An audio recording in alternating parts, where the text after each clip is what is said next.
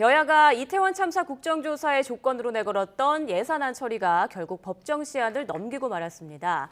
여야가 오늘 2+2 협의체를 가동해서 내년도 예산안에 대한 협상을 재개했지만 전망은 불투명합니다. 이상민 장관 해임안 갈등에 이어서 서훈 전 국가안보실장의 구속이 전국 충돌의 또 다른 불씨로 작용하고 있습니다.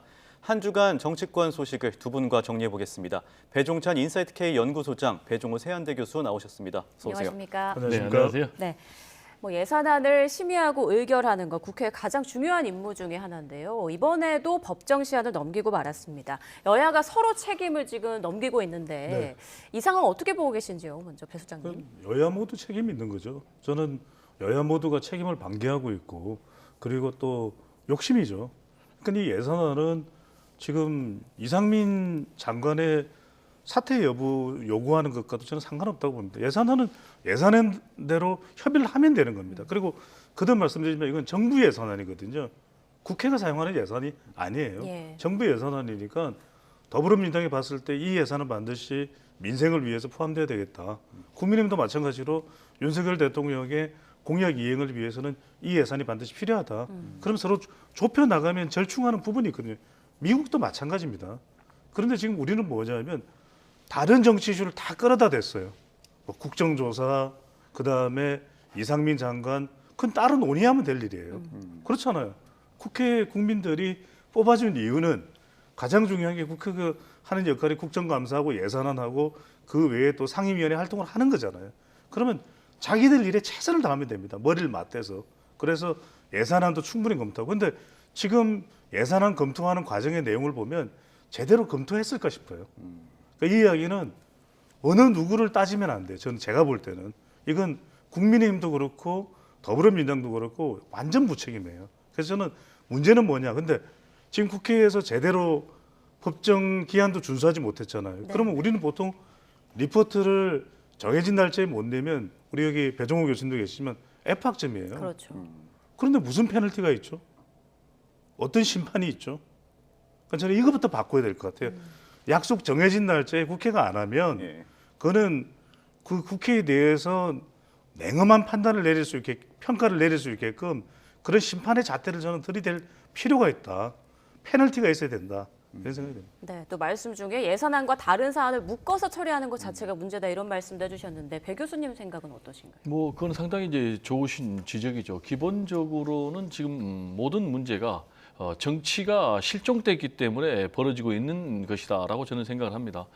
정상적인 정치가 진행이 된다면 지금과 같은 모습이 나올 수가 없겠죠. 정치의 기본은 이제 상대를 인정하고 그리고 대화와 타협을 통해서 결론을 내는 것인데 지금 우리 정치를 보면 대결적 정치가 계속되고 있지 않습니까? 그래서 서로 한쪽은 죽이기, 한쪽은 생존하기 이런 식으로 정면 충돌하다 보니까 지금 말씀하신 대로 예산안이 예산안대로 처리되지 못하고 예산안 문제에다가 또 국정조사 문제가 연계돼 있고 여기에 또 이상민 행안부 장관의 거취가 연계돼 있고 또 여기에 세법이 연계돼 있고 또 그리고 여기에 지금 핵심 쟁점 법안들이 연계돼 있으니까 지금 낱마처럼 얽혀가지고 갈수록 문제가 좀 꼬이는 상황이 아닌가 이렇게 생각이 되는데 그러면 어떻게 해야지 지금 이 낱마처럼 얽힌 문제들을 해결할 수 있겠는가? 결국은 근본적인 문제부터 풀어나가야 되겠죠. 말씀드린 대로 일단 상대를 인정하고 존중하는 정치를 정상화하는 것이 가장 첫 번째고요.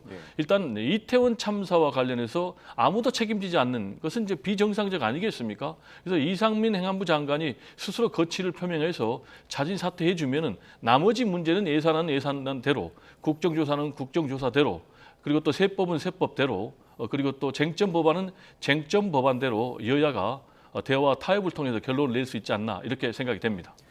내년도 예산안 처리를 위해서 오늘 오후에 또 여야가 2+2 정책협의체를 가동해서 예산 심사 논의를 이어갔습니다.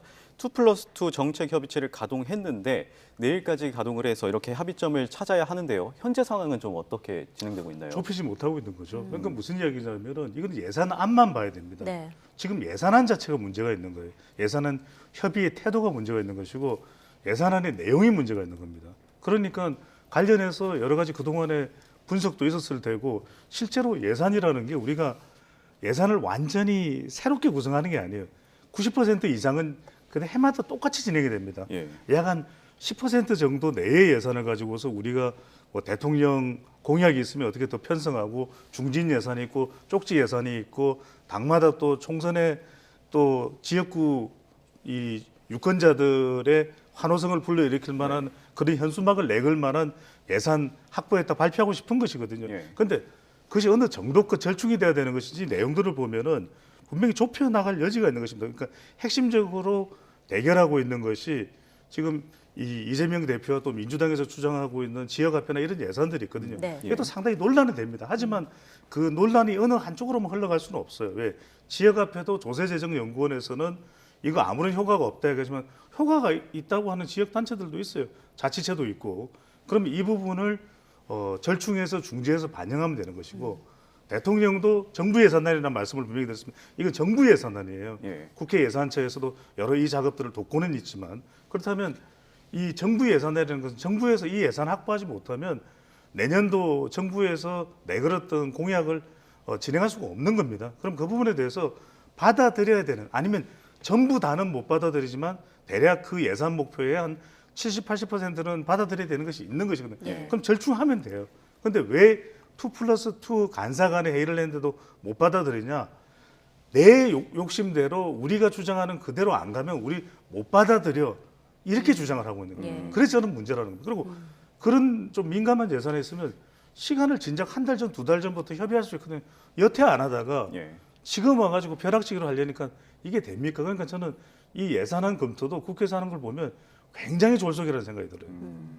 네, 아까 그래픽으로 잠깐 나갔습니다만 지금 뭐 윤석열 표 예산, 이재명 표 예산 이렇게 이름 붙여져서 여야가 신경전을 벌이고 있는데 지금 양측의 입장이 어떻게 다르고 또 어떻게 좀 협의를 해야 한다고 보시는지요, 배 교수님? 지금 이제 양측의 입장은 크게 보면 이제 윤석열 표 예산 대 이재명 표 예산으로 지금 맞붙어 있지 않습니까? 네. 지금 이제 화면을 보시겠는데 윤석열 표 예산 같은 경우는 일단 대통령실 이전과 관련된 예산 문제가 있고요. 그리고 또 공공 주택 분양과 관련된 예산이 있고요. 또 권력기관과 관련된 예산이 있습니다. 여기에 대해서 일단 민주당은 다 반대하는 그런 입장을 지금 보이고 있고요. 반면에 이제 민주당 같은 경우는 이재명 표 예산 같은 경우는 아까 말씀하셨지만 이제 지역사랑 상품권 문제 그리고 청년 노인 일자리 관련 예산 문제 그리고 공공주택 분양이 아니라 공공임대주택과 관련된 예산 이렇게 내세우고 있거든요. 그러면 이 부분이 과연 결정적으로 큰 문제가 되느냐라는 것과 관련해서 저는 그렇게 보지 않습니다. 충분히 이견을 좁히고 있다. 그럼에도 불구하고 아까 말씀드린 대로 다른 모든 문제들이 얽혀있기 때문에 지금 우려되는 것이 지난 2014년 이후로 지금 최장 늦어진다면 이제 12월 10일까지인데 이보다 더 늦어질 가능성이 있거든요. 대체적으로 지금까지 보면은 법정 예산 시한이 12월 2일이고 그 전에 대부분 그 과정에서 처리가 됐는데 지금 상황에서 12월 9일이 이제 이번에 이제 정기국회 회기인데 그 이후에 임시국회를 열어서까지도 처리해야 되겠다라는 이제 그런 입장이 굉장히 우려되고요. 특히 이제 이 과정에서 집권당인 국민의힘이 준예산 얘기를 공공연하게 지금 얘기를 하고 있다는 것이 상당히 우려되는 것입니다. 일단 정치가 실종되고 정치가 파행으로 운영이 된다면 기본적으로는 집권 여당의 책임이거든요. 근데 예산안이 법정 시한 내에 처리되는 것이 기본적으로는 여당의 책임이 맞습니다. 그럼에도 불구하고 여당에서 먼저 준예산을 꺼내면서까지도 뭐 국정조사를 반대한다는 그런 태도는 굉장히 잘못됐다. 아시겠지만 준예산이 도입이 된다면 아직까지 1960년도에 도입된 이래로 한 번도 시행이 안 됐거든요.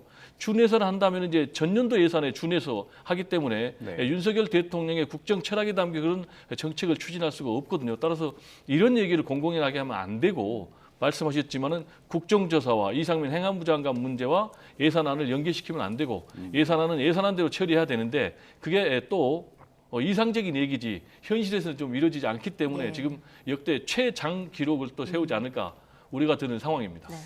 말씀해 주신 것처럼 이 정기국회 종료 전까지 예산안이 처리돼야 하는데 2014년에 그 국회 선진화법 이후로 이 예산안 처리가 정기국회 회기를 넘긴 적이 없다고 합니다. 그런데 이렇게 처리가 지지부진한 이유가 하나의 큰 쟁점 때문인데 이 큰 쟁점 중 하나가 이상민 장관의 해임 건의안이에요. 말씀해 주신 것처럼 여야가 이 해임 건의안을 두고 굉장한 큰 기싸움을 벌이고 있습니다. 화면으로 한번 직접 만나보시죠. 탄핵 소추안을 내고 바로 탄핵 소추를 탄핵 한다. 소추안을 내고 해임 건의안은 취소를 하겠다. 네. 그런 입장을 가지고 있는 걸로 알고 있습니다. 예. 탄핵 소추안이 나온 상태에서 예산이 이 타협에 이르기는 어려울 거라고 그렇게 보고 있습니다. 집권 여당이 그러한 예산안을 볼모 삼고 있습니다. 집권 여당이 이상민 장관 한 명 지키겠다고 국회에 책무를 내팽개친 것입니다.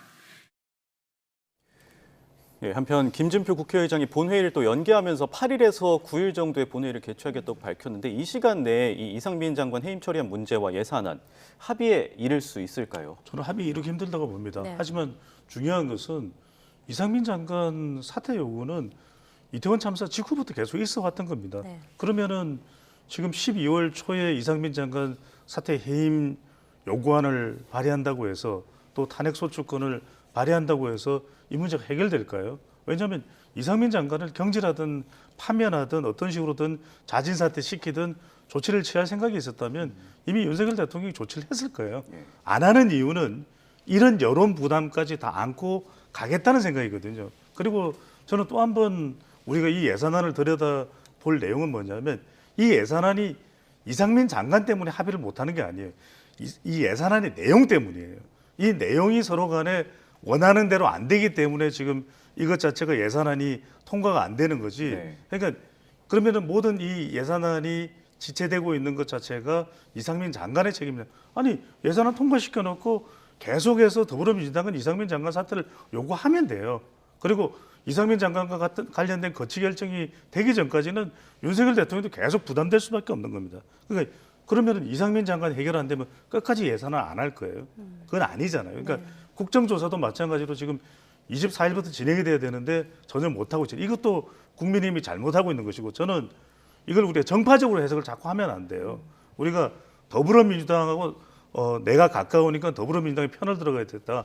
내가 국민의힘과 가까우니까 국민의힘이 편을 들은 문제가 아니라 다 잘못한 거는 우리가 다 야단쳐야 돼요. 예. 근데 이거는 국회의 기능을 정상적으로 하면 아무런 문제가 없을 일을 예. 지금 완전히 이 정부의 지원을 받고 정당이 당비로만 운영되는 게 아닙니다. 막대한 국민들의 세금이 들어가는 것이 정당의 운영이에요. 그런데 이 정당이 제 기능을 못하고 있다.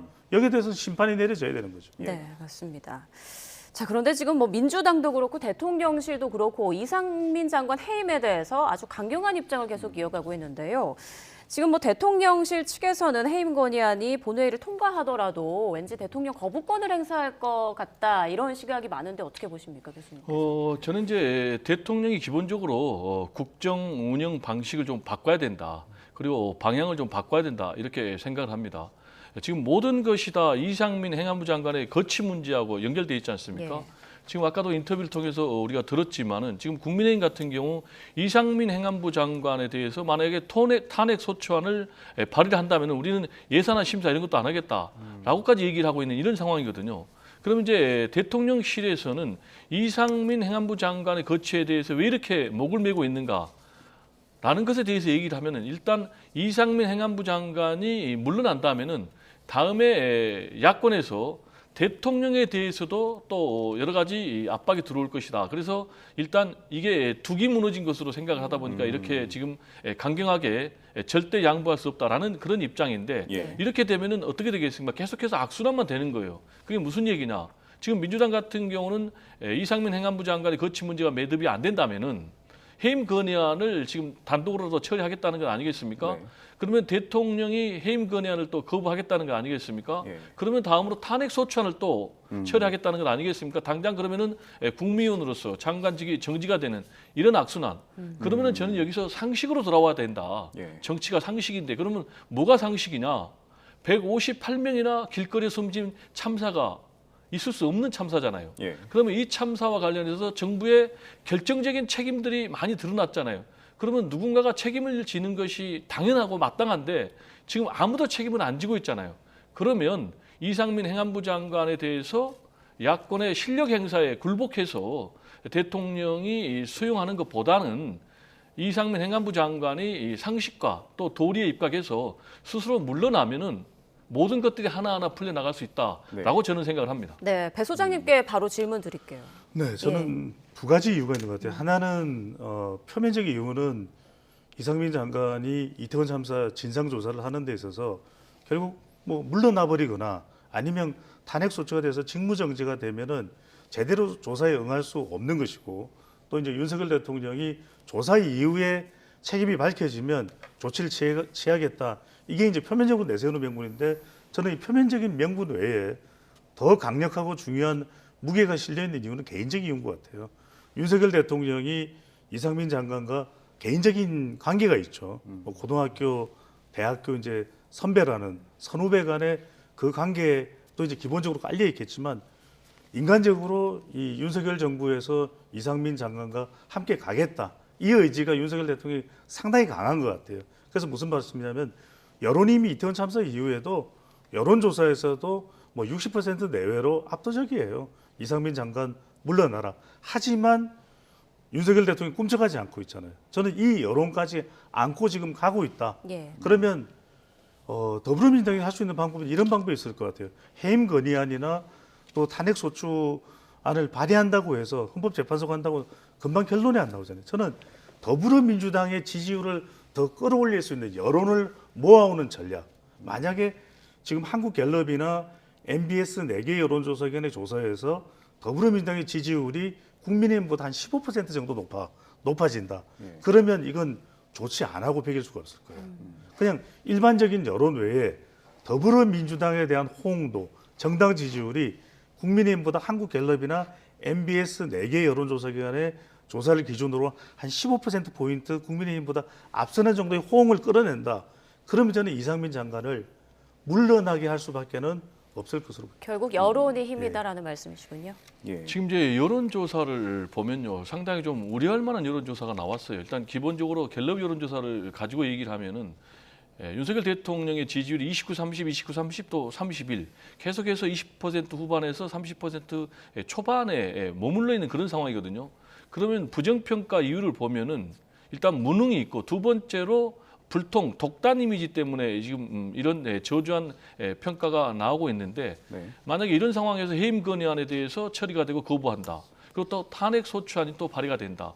그러면은 윤석열 대통령의 불통, 독단, 일방적 이미지가 더 강화된다. 그리고 지금 이 갤럽 여론조사에서 어떤 결과가 나왔냐면, 다음 총선에서는 그러면 어느 당을 지지할 것이냐, 예. 정부를 지원할 것이냐 아니면 견제를 할 것이냐라는 것과 관련해서 일단 정부를 견제해서 민주당을 지원하겠다라는 쪽이 49%, 그리고 정부 여당을 지원하겠다라는 것이 36%거든요. 그러면 윤석열 대통령이 지금 집권 6개월 됐는데도 불구하고 사실상 여소야대 상황에서 자신의 정책을 제대로 추진하지 못하고 있어요. 그러면 앞으로도 이런 추세로 계속 가면은 또 여소야대 체제가 지속되고, 그러면 윤석열 대통령은 계속해서 일을 제대로 못하는 그런 대통령이 될 가능성이 굉장히 높거든요. 그러면은 어떤 것이 지혜로운 길인가? 야당을 정치 파트너로 인정해서 협치를 하면은 일단 국민들이 좋아할 거 아니에요. 지지율이 올라갈 거 아니에요. 그리고 민생 경제에 대해서도 상당 부분 힘을 쏟을 수 있을 거 아니에요. 그래서 저는 윤석열 대통령이 기본적으로 지금 검찰을 앞세운 대대적인 사정정국으로 갈 것이 아니라 지금 야당을 정치 파트너로 인정하는 협치의 시동을 걸어야 된다. 구체적으로 얘기를 하면은 지금 여당 지도부는 윤석열 대통령이 집권해서 5번이나 만났거든요. 근데 야권의 지도자들은 한 번도 안 만났거든요. 그래서 이런 부분부터 좀 하나하나 윤석열 대통령이 국정 운영 방식을 좀 바꿔야 될 필요가 있다라는 얘기를 드리고 싶습니다. 갤럽 조사가 그래프가 준비되지 않아서 제가 가급적 인용을 안 하려고 했는데, 방금 전에 말씀하신 것이 이제 11월 29일부터 12월 1일까지 한국갤럽 자체 조사인데, 예. 여기서 굉장히 우리가 주목해야 될 게 있습니다. 무슨 말씀이냐면, 다음 총선에서 야당의 후보를 선택하겠다라는 것이 49%가 나왔지만, 예. 지금 그 조사에서는, 이 갤럽 조사에서는 오차 범위 내에서 국민의힘이 더불어민주당보다 지지율이 더 높아요. 그 말씀은 뭐냐면, 지금 대통령 부정평가가 높아서 야당에 대해서 오히려 더 총선 때 견제에 무게를 실어주겠다 그러지만, 그 견제 심리를 민주당이 못 가져가는 겁니다. 제가 그 말씀을 드린 거예요. 적어도 대통령에 대한 부정평가가 지금 60%에 육박하면 더불어민주당 지지율이 한 50%는 나와야 될 거 아니에요. 근데 왜 그걸 반사의 이익을 가져오지 못하냐 이거죠. 그러니까 더불어민주당 지지율이 한 50%고 지금 국민의힘 지지율이 20%면 국민의힘 내부에서도 이상민 장관을 이제 손절해야 된다, 이런 이야기가 나올 수 있다라는 그 분석을 제가 말씀드리는 거죠. 예, 이렇게 이상민 장관 거취 문제뿐 아니라 예산안에서도 여야가 팽팽하게 대립하고 있는데 이런 가운데 또 쟁점 법안을 두고 여야가 대치를 또 하고 있습니다. 이 네. 민주당이 추진 중인 노란봉투법이나 또 방송법 개정안에 대해서 국민의힘이 반발하고 있는 상황인데 이런 입법 대치 상황도 좀처럼 풀리지 않고 있는 상황인데 협상의 여지는 없을까요? 뭐 저는 협상의 여지는 얼마든지 있는데 지금 계속해서 해오는 부분이 예. 이런 부분에 대해서 강론에서 해결할 문제는 아니다. 큰 틀에서 정치를 정상화시키지 않으면은 강론에서는 해결이 날 수가 없다라는 얘기를 계속 드릴 수밖에 없고요. 예. 큰 틀에서 일단 야당과 여당이 머리를 맞대고 대화의 파트너로 서로 인정하고 대화를 시작하면 얼마든지 해결이 될 수 있다라는 얘기를 다시 한번 좀 드리고 싶습니다. 자, 이게 사실 야당과의 협치에 시동을 걸어야 한다라는 말씀 계속 해주셨는데 이게 현실적으로 지금 안 되고 있잖아요. 바로 그 부분입니다. 예. 그러니까 이게 야당과 협의를 해야 되고 또 아무리 뭐 검찰 수사를 하고 있더라도 더 우리가 미국에서의 정치나 또 유럽에서의 정치를 보면 그럴 때도 여야 간에 협의를 합니다. 그런데 이제 지금 윤석열 대통령은 제가 거듭 말씀드리지만 우리가 아무리 그런 관련된 국정 운영의 유연성을 강조하더라도 윤석열 대통령이 선택한 것은 강대강 대치거든요. 그죠? 네. 일단 내 지지층부터 지난 대선에서 정권 교체로 나에게 투표했던 유권자들은 뭘 원하고 있냐면은 이재명 대표에 대해서 수사해라. 그리고 문재인 정권에 대해서도 더 수사하라. 이걸 분명히 이야기하고 있기 때문에 선 지지층 결집 후 중도층 학대 이렇게 판단이 되거든요. 그렇다면 여기에서 협상할 여지는 거의 없어지고 있어요. 그런데 무슨 말씀이냐면은 지금 방송법 개정안도 그렇고 노란봉투법도 그렇고 화물연대 밥 관련된 안전운임제도 그렇고 협상 안 할 겁니까? 그래서 제가 강조드리는 건 뭐냐면 좀 통 크게 해야 돼요. 이렇게 가서는 안 됩니다. 이게 가서는 안 되고 우리가 16강에 올라가는 것도 손흥민처럼 소통하고 김민재처럼 협력해야 되는 것이거든요. 예. 그러니까 저는 이제는 조규성처럼 더 새로운 모습으로 가라. 그러려면 힘들지만 그리고 윤석열 대통령은 내키지 않겠지만 해야죠. 그래도 해야죠. 네. 예. 자, 우리 배 소장님께서 여론 분석 전문가시잖아요. 네. 그래서 이 질문 또 하나 드릴게요. 지금 상황을 봤을 때는 뭐 여야 간의 합의보다는 여러 부분에서 한쪽이 강행 처리하거나 무산될 가능성이 높아 보이는데요. 네. 이렇게 강대강 대치가 계속 이어간다면 여론은 어느 쪽에 더 불리하게 작용할까요? 여야로 봤을 때. 저는 결국에는 이 진영 간 대결 구도가 굉장히 팽팽하게 계속할 것 같아요. 예. 어느 한쪽으로 일방적으로 쏠리기 힘든 것이죠. 그래서 무슨 말씀이냐면 지금처럼 윤명 대첩이던 것이 또 문재인 전 대통령 수사까지 정조준에서 겨냥하면 이제는 문윤 대첩으로 가버릴 수도 있어요. 저는 이 틀에서 못 벗어날 가능성이 굉장히 높다. 그래서 굉장히 우려되고 걱정되는데 3단계로 갈 겁니다. 이렇게 되면 뭐냐면 이제 아무리 이야기해도 우리 정말 학계의 권위 있는 우리 또 언론의 또 명기자 출신인 우리 배종 교수님 아무리 조언해보면 뭐합니까? 여야 다 받아들이지 않는데 그러면 정치적 무기력증. 두 번째는 뭐냐면 이제는 내전이 일상화될 겁니다. 모든 데 대해서 대결입니다. 이제 예. 협의는 없습니다. 그럼 마지막은 어떻게 되겠죠? 자, 예산안도 뒤틀렸죠. 그러면 내년에는 경제가 안 돌아서는데 그런 경제 민생과 관련돼서 굉장히 지혜로운 치밀한 토론과 협의와 결론이 해법이 도출될까요? 그러면 뭐가 되냐? 제일 걱정하는 건 뭐냐면 경제적 황폐화. 저는 그래서 절대로 지금 국면으로 가서는 안 된다. 다 망하는 길이다. 제발 이걸 끊어내고 예. 해야지 국민들도 지금 이 지지할 정당이 없다는 이 정치 혐오가 극에 달하고 있거든요. 저는 빨리 끊어내야 된다. 더 통 크게 여야가 가슴을 열고 해야죠. 자, 그러면 이렇게 주제를 조금 바꿔서 민주당과 전 정권 수사 상황도 한번 정리를 해보겠습니다. 일단 서해 피격 공무원 사건으로 수사 대상에 올랐던 서훈 전 청와대 국가안보실장이 결국 구속됐어요. 네. 서 전 실장의 구속에 법률가들조차 영장 발부가 안 될 거라고 전망하는 이런 의견이 대부분이었는데 법원에서 영장 발부를 했습니다. 이 영장 발부에 대해서 어떤 의미가 있다고 보고 계십니까? 일단 말씀하신 대로 지난번에 서욱 국방부 장관 네. 그리고 또 김홍희 해양경찰청장 전 이 두 분과 관련해서 구속영장 발부가 됐고 구속 적부심 심사 통해서 풀려났지 않습니까? 그래서 이번에 같은 맥락이니까 이번에는 구속영장이 법원에서 기각이 될 것이다. 그런데 또 예상을 깨고 발부가 됐어요. 그래서 또다시 앞으로 또 구속 적부심을 좀 지켜봐야 되겠는데 지금까지의 구속영장 발부에 대한 의미는 일단 서훈 전 국가안보실장 측의 주장보다는 검찰 측의 주장에 손을 들어줬다 이렇게 봐야 되겠어요.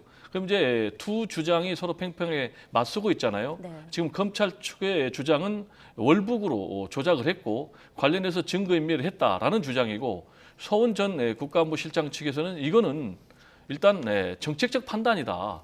그리고 증거인멸이나 조작은 없었다라고 계속해서 주장을 하고 있지 않습니까? 예. 그리고 또 이례적으로 이 최종적으로 영장 심사의 결론이 나오기 전에 문재인 전 대통령이 입장문을 발표해서 왜 정황이나 증거는 하나도 바뀐 것이 없는데 단지 바뀐 거라고는 정권만 바뀌었는데 이렇게 결론이 바뀌어서 되겠느냐 라면서 강하게 문제 제기했음에도 이렇게 결론을 내렸거든요. 예. 이제 법원의 결론을 내린 이유를 보면은 크게 두 가지 아니겠습니까? 하나는 범죄가 중대하다, 범죄 중대성. 또 하나는 이제 증거인멸의 염려가 있다라는 거예요. 증거인멸의 염려가 있다라는 것은 서훈 전 국정원장의 지위, 그리고 또 관련자들과의 관계, 그렇기 때문에 증거인멸의 염려가 있다라는 것인데 이 두 가지 얘기를 정리해 보면은 예. 상당 부분 혐의가 소명이 됐다라고 지금 보고 있는 거예요. 그래서 이제 어떻게 되겠느냐 그러면 당연히 검찰에서는 이걸 계기로 해서 다시 이제 수사 동력을 얻었기 때문에 예. 수사를 확대하겠죠.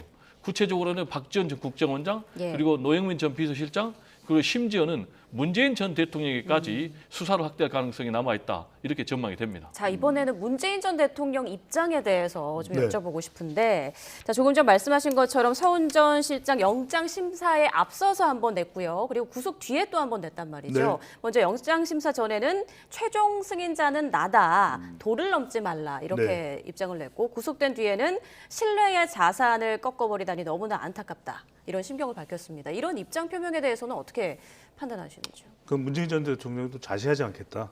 네. 그래서 결국 문 전 대통령도 알고 있는 거라고 봐야 되겠죠.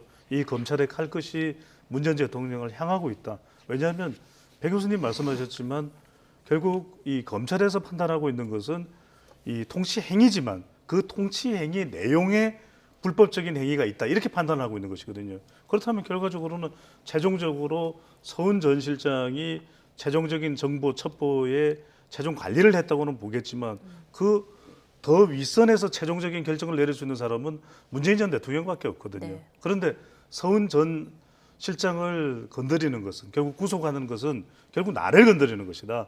난 가만히 있지 않겠다.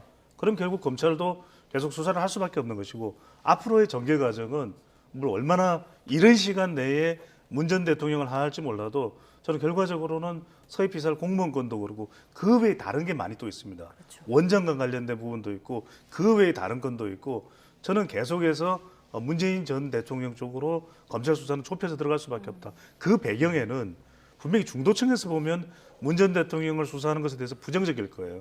그런데 아까도 말씀드렸거든요. 윤석열 대통령의 국정운영 판단은 선결집 후 확대다. 그러니까 중도층은 나중이다. 그러면 지난 대선에서 윤석열 대통령에게 투표했던 48.56%는 정권 교체를 원했고 문재인 정권 수사하고 이재명 대표 수사라고 하는 메시지였다. 그렇다면 그걸 계속 한다는 입장이 윤석열 대통령과 검찰이라고 봐야 되겠죠. 예, 이 상황에 대해서도 이 서훈 전 실장 구속 후에도 정치권에서 공방이 여전히 거센 상황인데요. 화면으로 한번 이 상황 만나보시죠.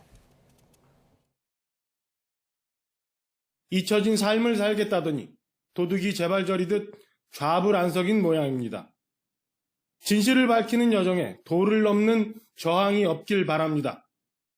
월북 추정이라고 하는 부분도 전혀 명확한 근거를 제시하고 있지 못한 상황에서 무리한 정치보복 수사다라고 생각합니다. 네, 정리를 해보면 국민의힘에서는 문 전 대통령이 수사에 개입하고 있다라면서 비판을 하고 있고 더불어민주당에서는 무리한 정치보복 수사다라고 또 주장을 하고 있습니다. 이렇게 서훈 전 실장이 구속된 상황이라면 이 수사가 문 전 대통령에게까지 확대되는 건 또 시간 문제라고 봐야 하는 걸까요? 저는 그렇게 조금 전에 제가 말씀드렸던 대로 윤석열 대통령이 지금 지지율 높지 않거든요. 예. 분명히 중도층에서는 부정적 시각이 있습니다. 전 정권을 수사하는 것에 대해서. 그런데 윤석열 대통령이 지금 국정 운영 사태를 분석을 해보고 검찰의 일련의 수사 또 과정을 보게 되면 지금 보시면은 이성윤 전 서울중앙지검장에 대해서 2년 실형 구형을 내렸거든요. 조국 전 장관에 대해서는 5년 실형 구형이 내려졌어요. 그리고 지금 추미애 전 장관에 대해서도 아들 수사를 재개합니다. 어떤 의미일까요?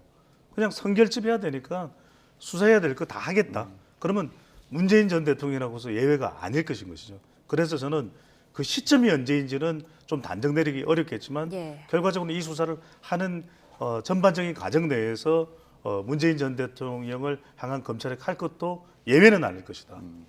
네, 아까 배 소장님께서 말씀하셨지만 전 정권 관련 수사가 뭐 이뿐만이 아니죠. 네. 원전 관련해서도 있고 블랙리스트 관련해서도 있고 지금 뭐 뇌물수수 혐의로 지금 수사를 받고 있는 인사들도 많은 상황인데 자 이런 걸 놓고 지금 의견이 갈리고 있습니다. 이전 정권의 민낯이 드러났다. 또 한쪽으로는 너무 돈 없는 정치 보복이다. 두 분의 생각 다 들어보고 싶은데요. 먼저 배 교수님. 일단 저는 검찰의 수사에 가장 중요한 것은 공정성과 형평성이라고 생각을 합니다. 근데 지금 윤석열 정부의 검찰 수사가 공정하다. 그리고 또 형평성을 갖추고 있다라고 생각하는 국민도 좀 적은 것 같아요.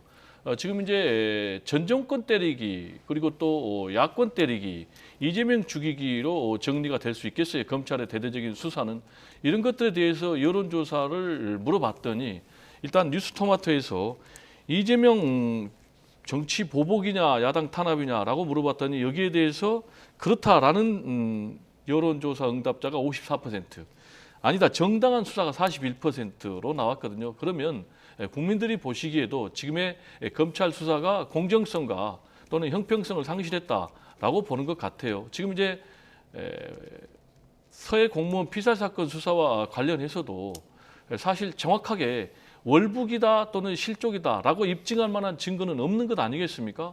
그럼에도 불구하고 사실 검찰 수사는 월북으로 조작을 했다라는 전제하에 대대적으로 지금 수사가 벌어지고 있거든요. 그러면 이런 수사와 관련해서 만약에 이태원 참사와 관련해서 수사를 비교해 보면 과연 거기에 걸맞는 지금 이태원 참사에 대해서 수사가 이루어지고 있을까? 이상민 행안부 장관실에 대해서는 아직까지도 압수수색이 이루어지지 않고 있지 않습니까? 이런 부분.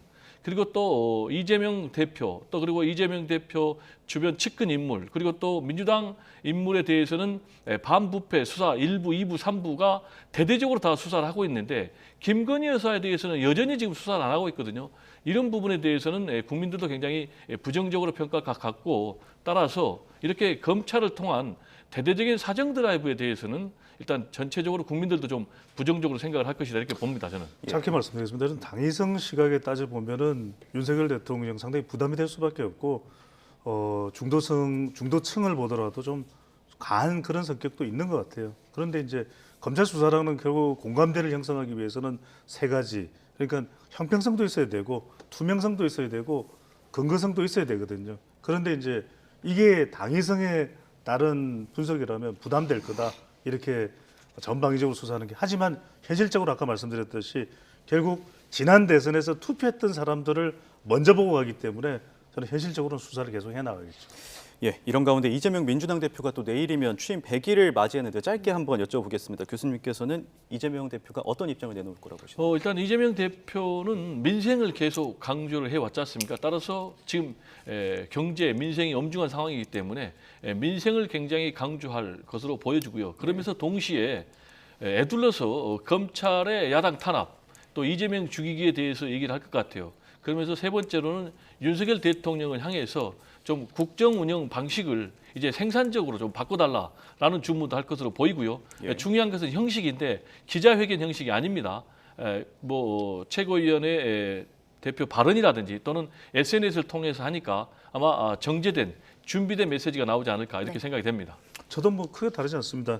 이 강경한 대응을 할 텐데 이 검찰의 수사가 이 정치 보복이다. 이 점을 제가 강조하고 그리고 저는 아주 강하게 자기의 모든 정치 생명을 걸겠다. 이 윤석열 정부와의 이 대결에 모든 것을 걸겠다. 그것을 저는 내세우는 100일 기자회견이 되지 않을까라는 생각이 듭니다. 네, 여기서 마무리하겠습니다. 이렇게 현안 전국 상황에 대해서 배종찬 인사이트 K 연구소장 그리고 배종호 세한대 교수와 함께 이야기 나눴습니다. 말씀 고맙습니다. 고맙습니다. 네, 감사합니다.